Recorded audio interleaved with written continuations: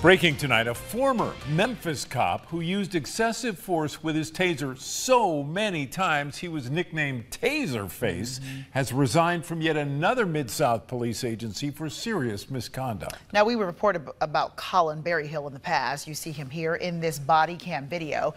He resigned before he could be disciplined by MPD back in 2020, but quickly found employment with the Southhaven Police Department. Tonight, we have learned Berryhill no longer has that job. And Action News 5 investigator Jessica Jaglois has the latest. I didn't know if he had a weapon or not. Former Memphis police officer Colin Berryhill is now a former Southhaven police officer. According to the Southhaven Police Internal Affairs Bureau, Berryhill removed a citizen from his home, detained him without probable cause, and would not tell the citizen why he was being handcuffed and placed into a patrol vehicle. Afterwards, the Disciplinary Review Board said Berryhill had violated its policy for serious misconduct and neglect of duty. But just like the Memphis Police Department, Southhaven Police allowed Berryhill to resign before he could be fired. An investigation by Action News 5 and the Institute for Public Service Reporting revealed Berryhill violated MPD's excessive force and weapons policies 3 times in less than a year while on the job.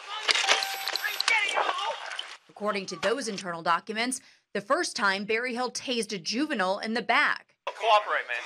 The second time, he tased a man suffering from a mental episode and whose arms were being held by 4 other officers. The third time, a non-violent man was handcuffed when Berryhill tased him.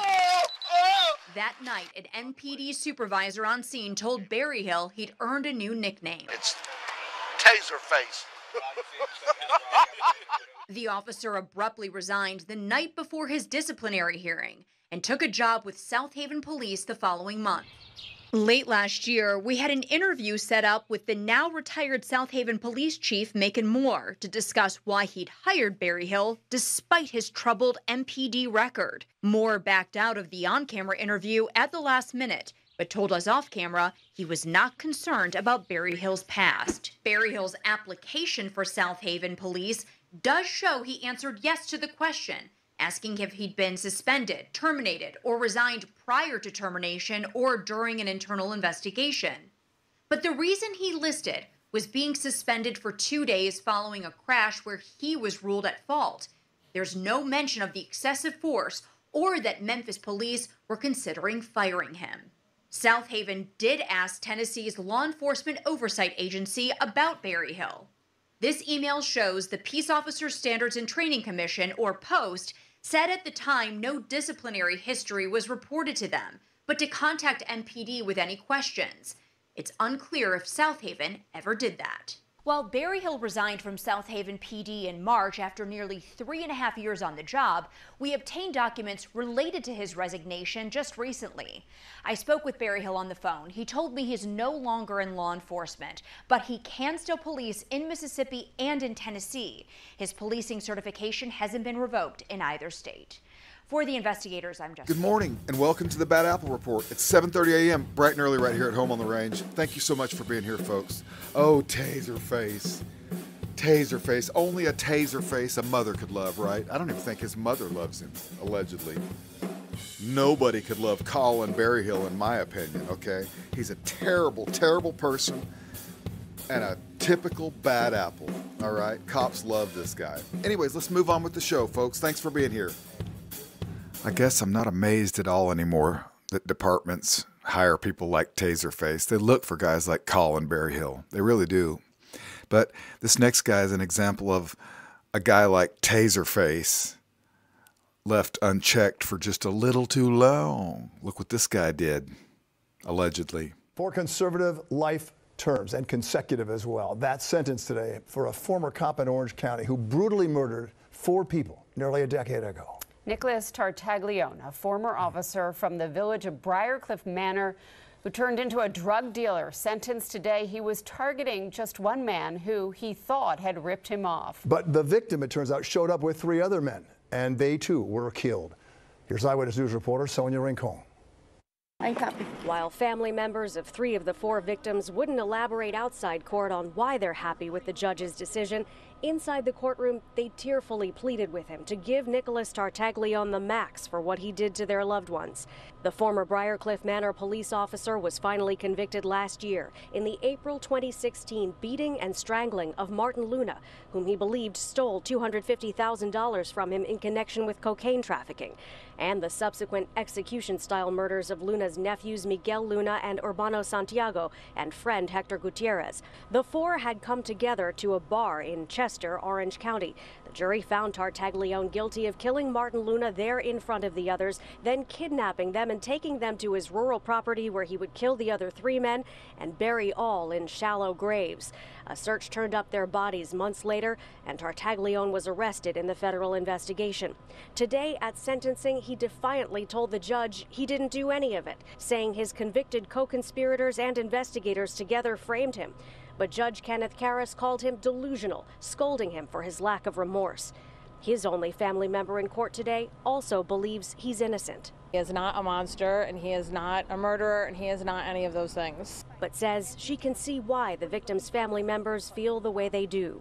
I understand their side of it, calling him a monster, because they feel that, this is what has been given to them, that Nicholas is the person that killed their family. The judge agreed with the victim's family members, saying to Tartaglione, yes, you are a monster, and sentencing him to the 4 consecutive life sentences, which U.S. Attorney Damian Williams says justly reflects the pain and suffering each victim underwent at Tartaglione's hands. The only person to speak on his behalf in court was his attorney, who vowed to appeal and talked about Tartaglione's history of rescuing animals. The judge said it's clear Tartaglione has more sympathy for animals than for the 4 men he killed, in part because of race. In White Plains.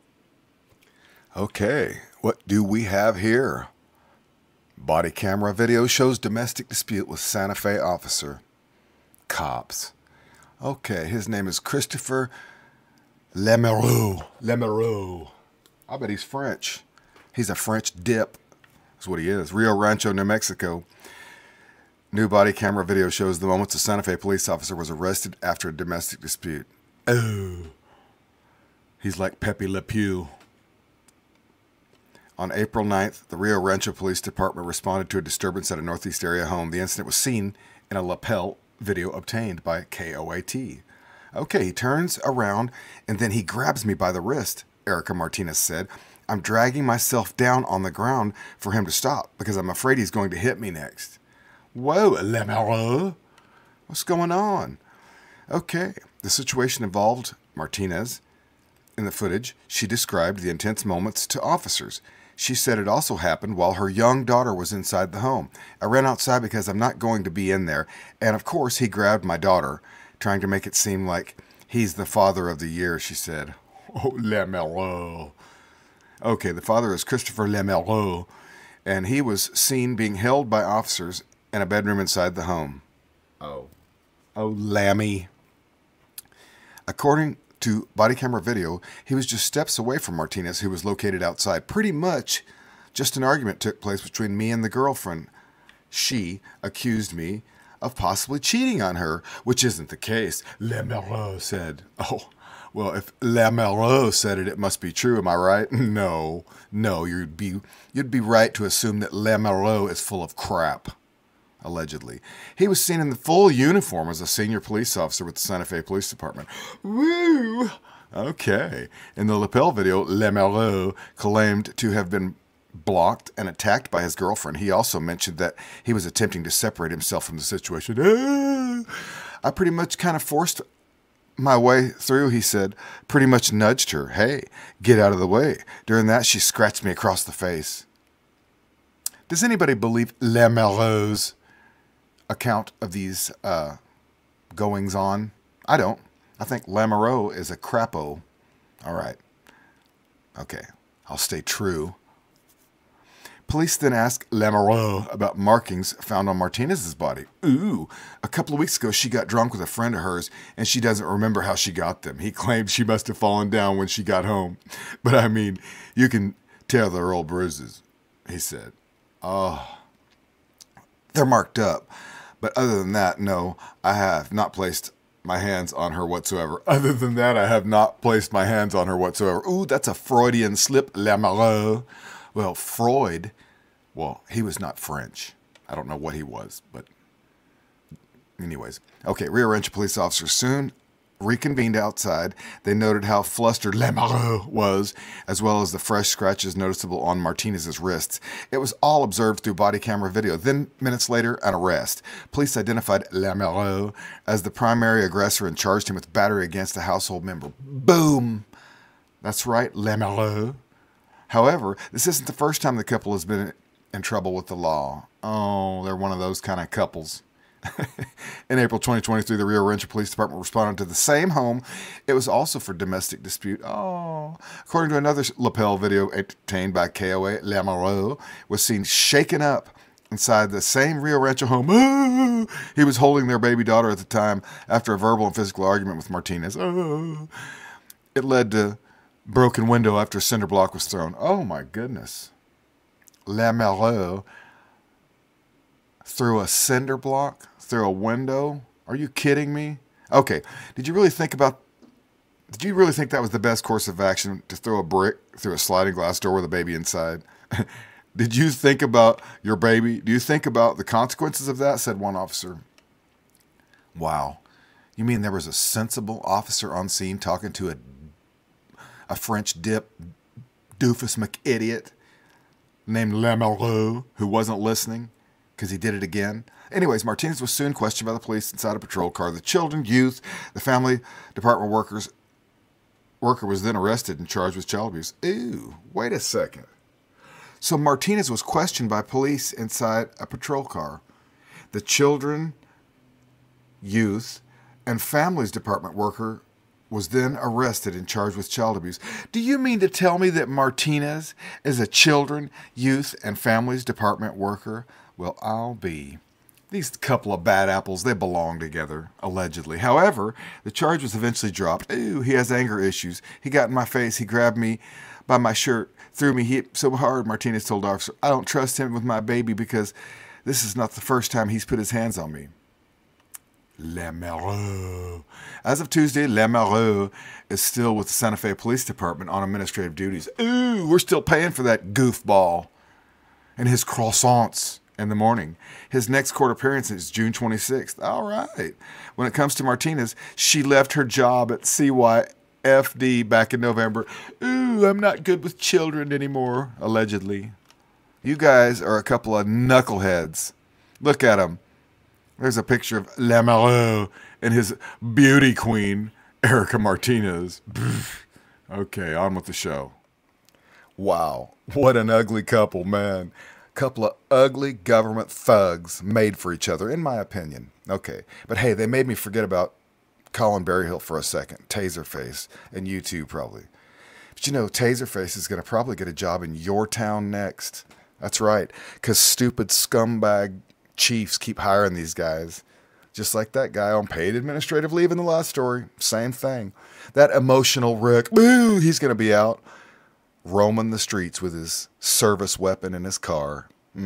Soon, allegedly. We were given the dash and body camera video of this incident by this man's attorney, and we do want to warn everyone that it may be upsetting. Now, I'm told 2 of the 3 officers were part of the county's HEART team, or Homeless Engagement Assistance and Resource Team. The man says he's had dozens of encounters with them, and they were aware of his medical condition. When you're homeless in Castle, you have interactions with the police almost daily. The lawsuit says on December 7, 2022, Castle Rock police officers Jacob Coyle and Paul Longavin pulled Hayden Graham over while he was driving down Prairie Hawk Drive in his RV. As they approach, they appear to mock the way he speaks. He's like, oh shit, man. Graham has cerebral palsy as a result of his mother passing away during childbirth. Growing up, I wore leg braces, hand braces. My speech is kind of screwed up. The officers told Graham his RV's registration was expired by 2 weeks. They called in traffic officer Chad Stone King, then arrested Graham. Officers soon took him to the ground and tased him.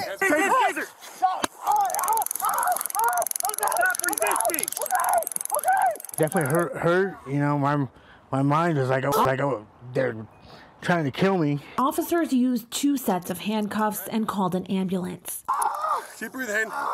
They charged Graham with obstructing a police officer and resisting arrest, along with other driving charges. Now he's filed claims of excessive force and unlawful arrest against all 3 officers. Taking him to the ground was unnecessary. The tasing was unnecessary. In their reports, officers said Graham, quote, took a fighting stance and was, quote, squaring off with officers. But Graham's attorney says the video shows he was simply scared and surprised. They trumped up and really just made up facts to try to cover up what they did. Since being tased, Graham says his health has worsened. My seizures have increased a lot. My mobility's gone down. Castle Rock police won't comment on ongoing litigation, but Graham hopes the suit will change the way officers deal with those with disabilities. It's been definitely a life-changing experience. It's really hard to believe that his disability and his homeless status didn't have something to do with the way they treated him that day. Castle Rock police won't comment on the employment or disciplinary statuses of these 3 officers. However, Graham's attorney tells me all 3 are still employed by the department. In Castle Rock, I'm Olivia Young, covering Colorado. Did you guys know that Albuquerque's police chief is a complete idiot? He's absolutely one of the worst police chiefs in America. He's really just a terrible excuse for a government employee. You know, he's the one that T-boned that old Mustang. That guy was on a little Sunday drive, and police chief said, I heard a bang, and he burl. Anyways, he's a total wimp and a coward. But he only hires these loser cops. It's true. Albuquerque police officer accused of driving drunk in patrol car. Dang, look at this guy's nose. It looks like a play button. Okay. Albuquerque, New Mexico, an officer with the Albuquerque Police Department has been placed. Oh, you guys. They placed them, you know, like a little place marker on an administrative leave after he was arrested overnight by New Mexico State Police for DWI. Whoa! According to APD officer Jordan Hernandez, El Stupido is what we call him, was arrested around midnight after state police spotted him speeding in his patrol vehicle on Bobby Foster Road near Mesa del Sol, whatever. Hernandez was arrested on a charge of DWI following an investigation. Ooh, Hernandez. It's always disappointing to learn that one of our officers, oh, listen, Harold Medina, he's such a wimp. This guy is really just like a gelatin goofball. Okay, it's always disappointing to learn that one of our officers is accused of breaking the same laws they are sworn to enforce. He said it's always disappointing because shit, it happens all the damn time. It's true. APD Chief Harold Medina said. Harold. What a wussy. Okay, we will move forward with an internal investigation while criminal charges are handled by the judicial system. Blah. Hernandez will be on administrative leave, which means paid by us, while the internal investigation is conducted. Oh, look at his little hairdo. Oh, look, he had been a week or so. He must have been on a bender, you guys, allegedly. He hadn't got his little Betty Crocker done in a couple of days. Okay, let's move on. We're banging through some headlines, guys. That's what we got to do right now. Moving right along, banging through some headlines. That's right. Godrique Newsom Sr., ex-Georgia officer arrested, faces charges in deadly hit and run. Took someone's life. He must have had a Godrique complex. He did. He thought he could get away with it. What happened here? Tonight, a former Jonesboro officer has been arrested in connection to a deadly hit and run. Godrique Newsom Sr. is charged now with vehicular homicide and reckless driving. Warrants say he told police that he hit and killed 27-year-old Aubrey Mead last month. Police say Newsom was driving 80 miles per hour down the connector when he hit Mead, who was parked on the shoulder. 11 Alive has, in fact, covered Newsom before. He's one of two former Jonesboro officers who say they were fired for reporting alleged wrongdoing by the city's mayor. The city's investigation into the mayor found that she did violate some policies, but the GBI also looked into the case and said there was no evidence of criminal wrongdoing. Oh, Godrique. He took on the mayor. That's wild. Well, listen, Godrique now has to take on the judicial system, all right? And he has to answer for his sins. Okay? That's true, allegedly. You guys are awesome. That was a Big Bad Apple report today. Thank you so much for being here this morning and every morning right here at home on the range. And I really do apologize for missing yesterday. I would have loved to have come home and worked up a bad apple report for you guys, but I was just completely exhausted. It was about a 12 or 13 hour day off the range. But I had fun. I love seeing my buddies and doing that thing we do. And but I love doing this for you guys. Anywho, hey, I'm gonna let you go. It's been a long bad apple report. You're so awesome for being here every morning. And I'm gonna whip up another batch of bad apples just for you guys. And I'll see you right back here at 7:30 a.m. bright and early tomorrow morning. Have a great day, folks.